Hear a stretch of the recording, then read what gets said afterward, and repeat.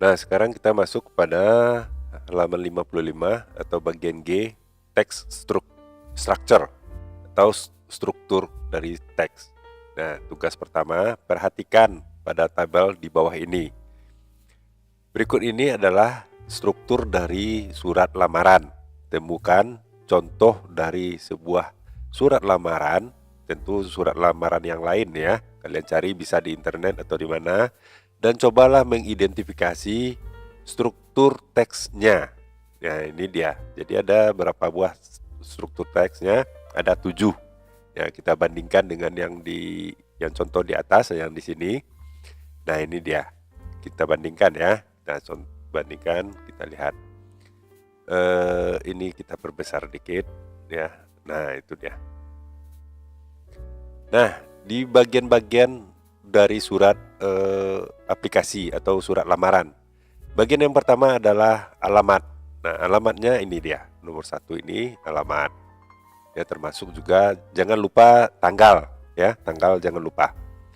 Yang kedua adalah tujuan dari perusahaan yang kamu tuju, dari tulisan ini kamu tuju.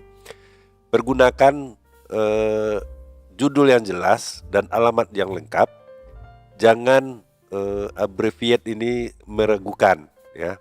Jadi harus lengkap dan jangan dipersingkat-singkat ya. Jadi kalau misalnya jalan raya Pandaan ya jalan raya Pandaan, jelas ya. Jangan PNDN pas PSRN ya, Jatim. Nah, tidak boleh seperti itu. Harus lengkap. Itu nomor 2. Nomor 3, selalu menggunakan usaha untuk menulis langsung kepada orang yang punya wewenang dalam merekrut. Nah, di sini namanya langsung ini dia, nomor 3, langsung kepada Mr. Peterson. Nah, kenapa Mr.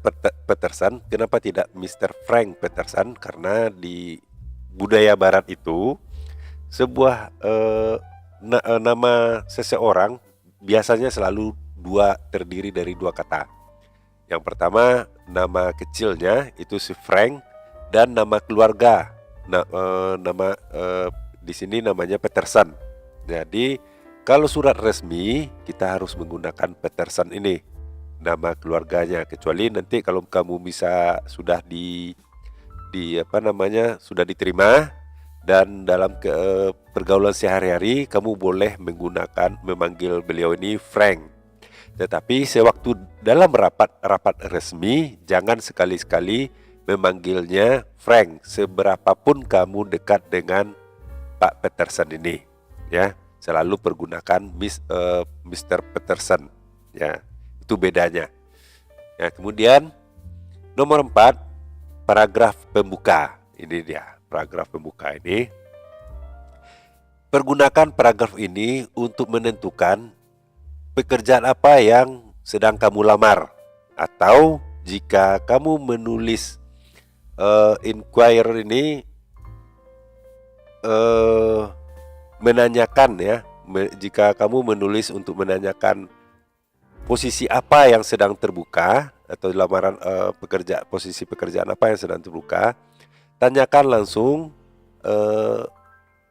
ketersediaan dari pekerjaan yang sedang dibuka tersebut. Nah, jadi bisa ditulis seperti itu. Di bagian yang kelima, ini adalah paragraf di tengah, bagian tengah paragraf atau badannya.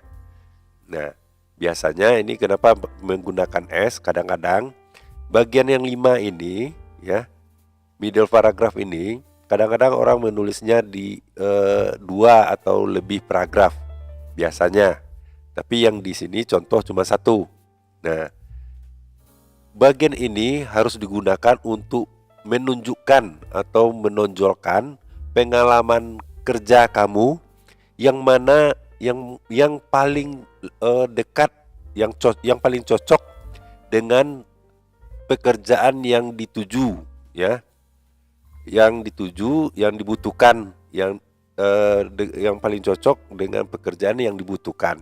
Jadi mana pengalaman atau pekerjaan yang kamu lamar itu. Seperti di sini dia melamar melamar menjadi branch manager ya di bagian local branch ya. Nah, dia disampaikan seperti ini.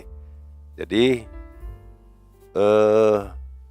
yang sesuai dengan iklan yang tersedia, yang disampaikan oleh iklan yang menunjukkan pekerjaan yang sedang dibuka itu, pekerjaannya yang ya. Jangan sekedar menyampaikan ulang apa yang ada di resume kamu. Jadi di CV kamu pasti kamu lampirkan pekerjaan atau pengalaman kerja yang sudah ada, tapi jadi jangan sekedar menyampaikan itu kembali, tetapi berilah alasan yang kuat ya, kenapa kamu cocok untuk posisi tersebut. Nah, itu beda ya, kalau kamu mengulang yang di CV dengan menyampaikan alasan kamu itu kenapa kamu cocok, itu beda. Ya, nomor 6, paragraf penutup. Pergunakan paragraf penutup untuk memastikan apa tindakan yang dibutuhkan oleh si pembaca. Di sini tentu Mr. Peterson yang membacanya ya. Nah, satu kemungkinan yang mungkin kamu sampaikan di dalam paragraf ke-6 ini atau di bagian ke-6 ini adalah meminta waktu janji interview. Ya, jadi kamu seperti di sini ya. Dia look forward for opportunity to personally discuss, dan dia minta untuk melakukan job interview secara personal. Pastikan agar mudah bagi departemen personalia untuk menghubungi kamu dengan menyediakan nomor telepon dan alamat email. Jadi yang kamu berikan nomor teleponnya di sini diberikan nih, ini dia nomor teleponnya diberikan, dan juga ada alamat emailnya atau kontak-kontak lain yang bisa nomor lain yang bisa dihubungi, misalnya lewat Instagram atau apa terserah ya. Nah, itu tapi biasanya lewat telepon biasanya, atau email address. Kemudian yang ke-7, selalu tanda tangani surat lamaran tersebut ya. Enclosure ya. Enclosure itu lampiran mengindikasikan bahwa kamu melampirkan resume kamu. Jadi di sini ada enclosure-nya ya. Jadi pastikan kamu mempunyai CV yang kamu pastikan CV-nya memang benar-benar ada dan sesuai dengan yang dibutuhkan oleh pekerjaan yang sedang kamu lamar. Nah, jadi seperti disampaikan tadi, ini contoh kamu cocokkan ya, kamu cari di internet apa tugasnya, apa surat lamaran orang, atau mungkin surat lamaran saudara kamu yang mungkin berbahasa Inggris, seandainya ada ya. Nah, kamu bawa ke sekolah, lantas kamu analisa. Nah, itu tugas yang diberikan pada task pertama ini tentang struktur teksnya. Nah, barangkali itu dulu untuk kali ini. Jangan lupa subscribe dan like videonya. Sampaikan kepada guru dan teman. Diskusikan dalam kelas, mudah-mudahan bermanfaat. Sampai jumpa.